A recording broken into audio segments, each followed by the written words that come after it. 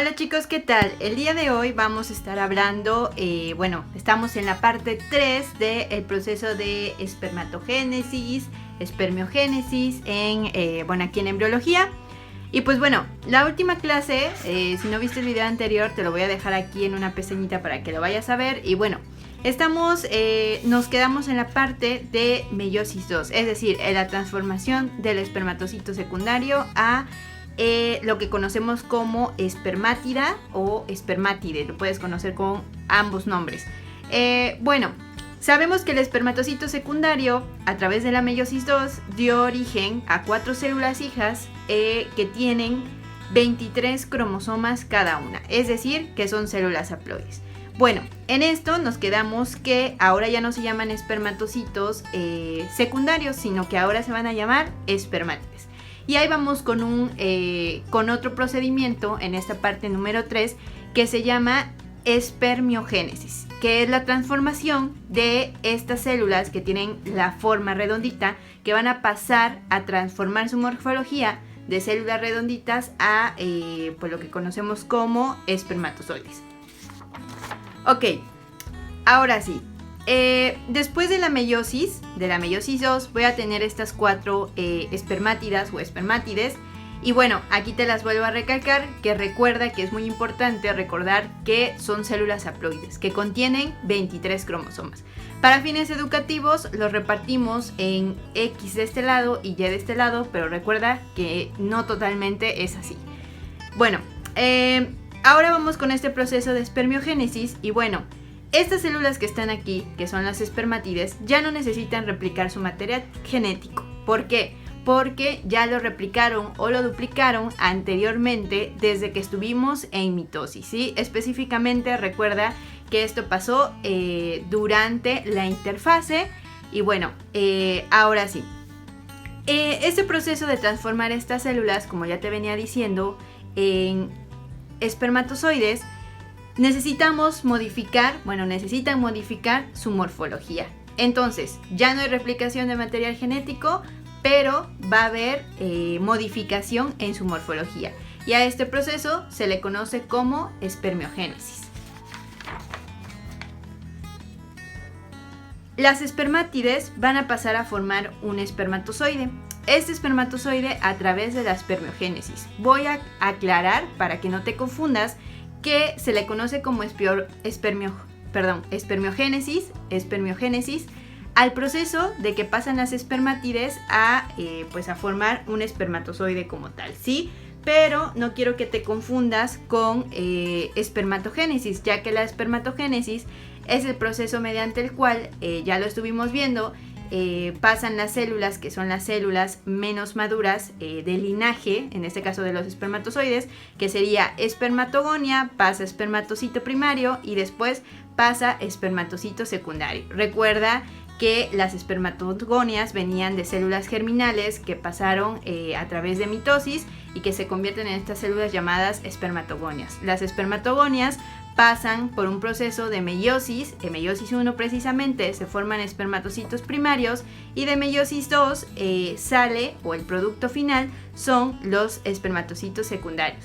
Quiero que te quede bien en claro que este proceso no debes de confundirlo porque si estoy hablando de espermiogénesis, estoy hablando de la transformación morfológicamente de un espermátide a un espermatozoide. Y espermatogénesis, el proceso que ya veníamos viendo a través de meiosis y mitosis por medio de diferentes tipos de células inmaduras hasta finalmente llegar a la espermatozoide. Una vez aclarado esto, pasamos a nuestra siguiente imagen.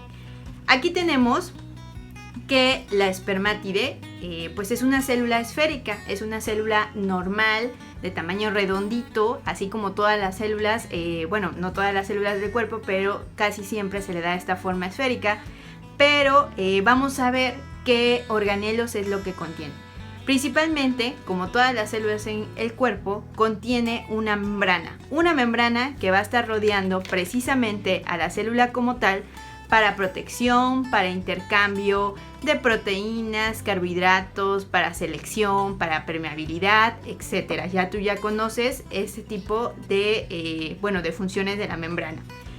Tiene un núcleo, que este núcleo precisamente es el que almacena el material genético. Recuerda que almacena tanto ADN como ARN para procesos importantes, también para llevar a cabo todas las funciones de los organelos alrededor.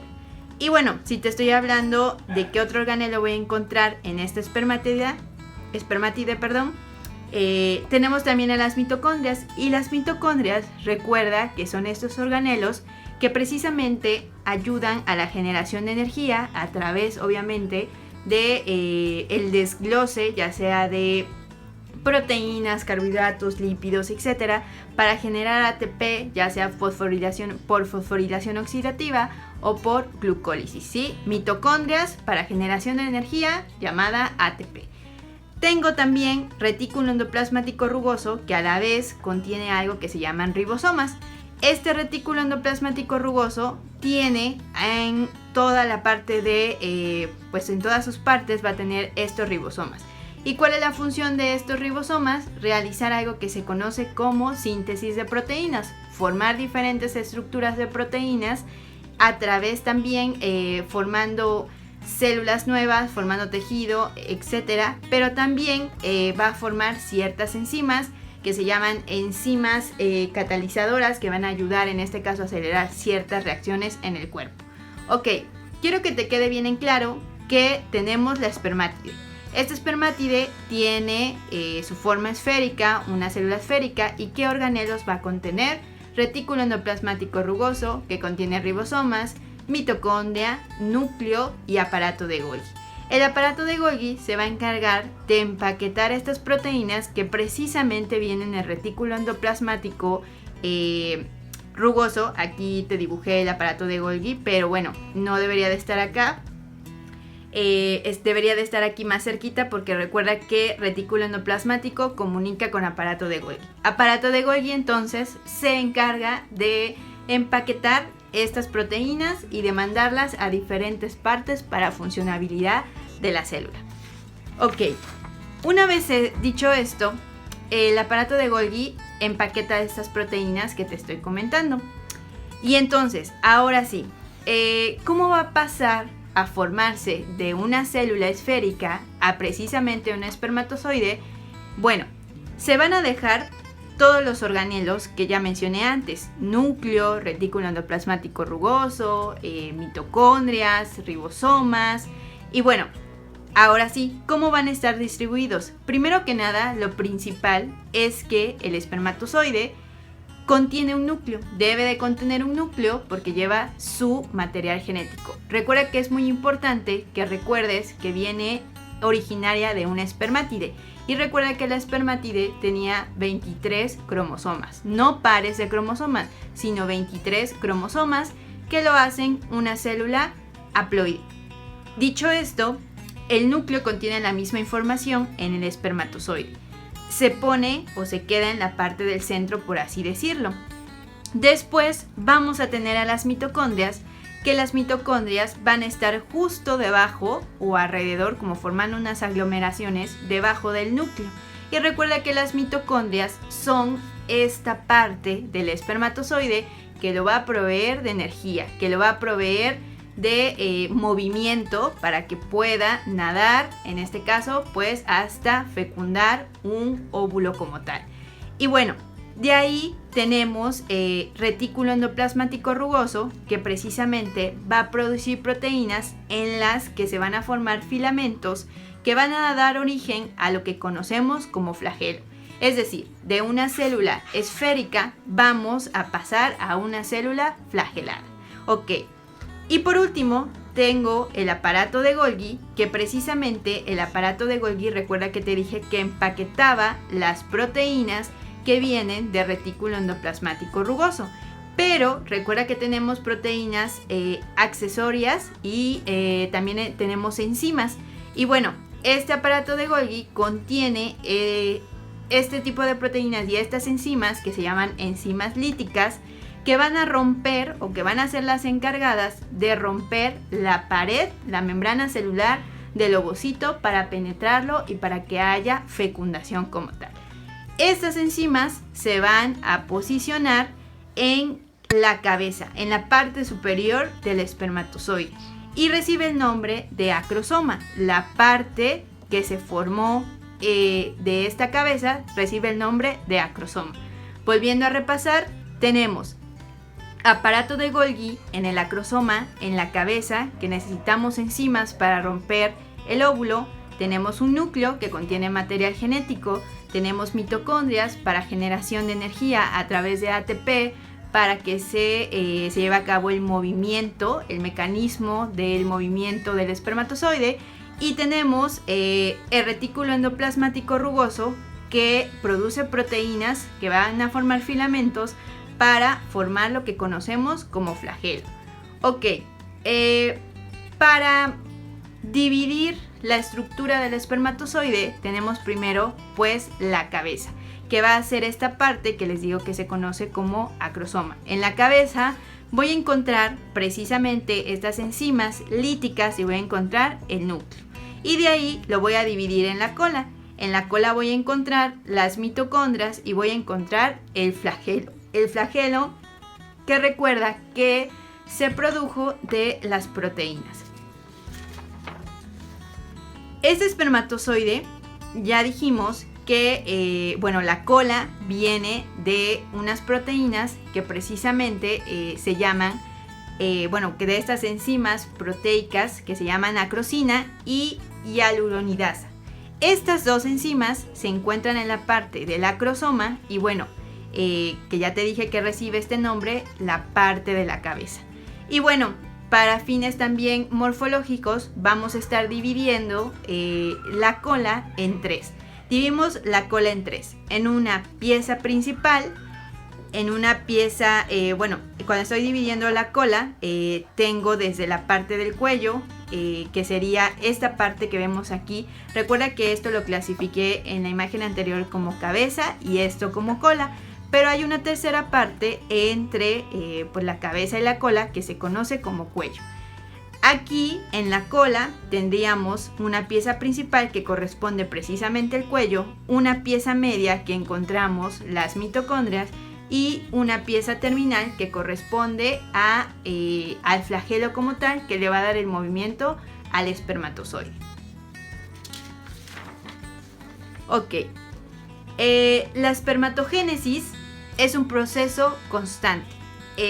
Anteriormente se estaba hablando de espermiogénesis. No confundas espermiogénesis, que es el cambio morfológico de la célula esférica a precisamente esta célula flagelada. Retomando con espermatogénesis, es un proceso constante, es un proceso que no se detiene, que comienza en la pubertad y no se va a detener hasta la muerte, en este caso, del individuo, de la especie, del organismo como tal. Antes de la etapa de la pubertad, antes de que se formaran o se desarrollaran, en este caso, los tubos seminíferos, que son una cavidad hueca, que tú sabes que todo este proceso de la pubertad está dado por ciertas hormonas, pero si estamos hablando de tubos seminíferos, son controlados por sistema endocrino, que a la vez son controlados por gonadotropinas, que ya sabemos que son LH y FSH.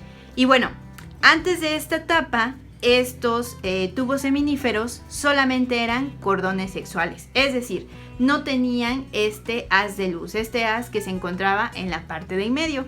Y si me preguntaras cuánto tiempo dura la espermatogénesis, aproximadamente dura 2 meses. Es decir, todo este proceso del que vienen las espermatogonias, a espermatocito primario, a espermatocito secundario, a espermátide, dura más o menos o aproximadamente 2 meses. Esto puede variar según la literatura. Pero para animales, por ejemplo, va variando también más o menos de la especie y obviamente hay muchísima variedad. En la meiosis 1 hay una pausa que van a sufrir los espermatocitos primarios. Y estos espermatocitos primarios sufren esta pausa precisamente en meiosis 1. Es decir, se quedan estancados precisamente solamente como espermatocitos primarios. Recuerda que cuando estoy hablando de espermatocito primario están en la meiosis 1 y necesitan pasar a ser espermatocitos secundarios para seguir el proceso de maduración de estos gametos o estas células sexuales. Y bueno, estos hacen una pausa de 22 días, es decir, se estancan, no van a pasar a formar espermatocitos secundarios y necesita seguir creciendo durante esta etapa, se queda estancado porque necesita seguir creciendo, necesita seguir aumentando su alimentación, etc. Y bueno, específicamente en qué etapa de la meiosis el espermatocito primario hace esta pausa. Esta se lleva en la profase, ¿sí? El espermatocito primario hace una pausa en la profase. Ok. Después de ello, voy a recalcar que específicamente recuerden que tenemos, así como lo ven aquí en la hojita, tenemos espermatogonia, dependiendo, es la célula del linaje más inmaduro. Tengo espermatocito primario, secundario, espermátide y por último los espermatozoides. Esto sería el orden, en este caso, pues de la maduración. Si estamos hablando, acuérdate que este proceso se llama espermatogénesis. Entonces, el proceso de cuando la espermátide se convierte en espermatozoide se le conoce como precisamente espermiogénesis. Muy bien. Así sería el proceso de maduración de la célula más inmadura, del linaje más inmaduro, a la célula más madura. Ok, haciendo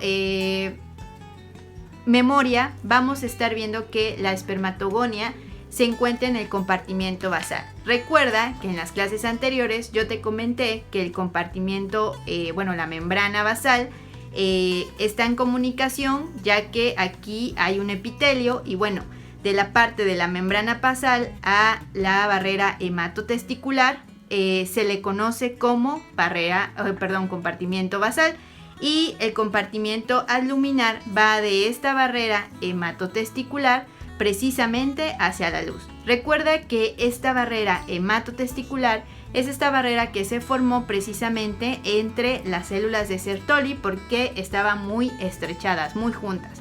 Entonces, ¿en dónde encontramos el espermatocito primario, secundario y la espermátide? Lo vamos a encontrar en el compartimiento abdominal, es decir, de la parte de la barrera hematotesticular hacia la luz. Y finalmente, ¿en dónde encontraríamos los espermatozoides?